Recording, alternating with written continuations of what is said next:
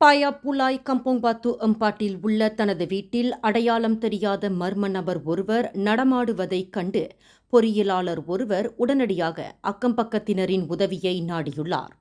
கடந்த சனிக்கிழமை நடந்த இச்சம்பவத்தின் போது அக்கம்பக்கத்தினர் வருவதற்குள் அந்த மர்ம நபர் வீட்டின் வெளியே நிறுத்தி வைக்கப்பட்டிருந்த கார் ஒன்றை எடுத்துக்கொண்டு அங்கிருந்து தப்பியோடியதாக கூறப்படுகின்றது. இந்நிலையில் இச்சம்பவம் குறித்து வழக்கு பதிவு செய்த தெமுர்லோ போலீசார் அந்த மர்ம நபரை பிடிக்கும் நடவடிக்கையில் ஈடுபட்டு வந்தனர்.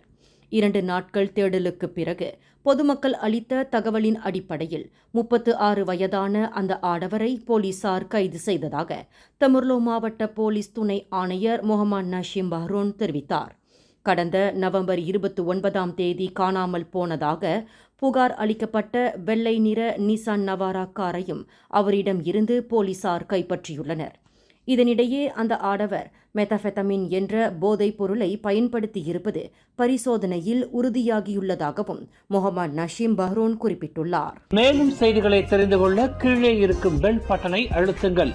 உங்கள் மகிழ்ச்சியை வெளிப்படுத்த லைக் மற்றும் ஷேர் செய்யுங்கள். தொடர்ந்து திசைகளோடு இணைந்திருக்க சப்ஸ்கிரைப் செய்யுங்கள்.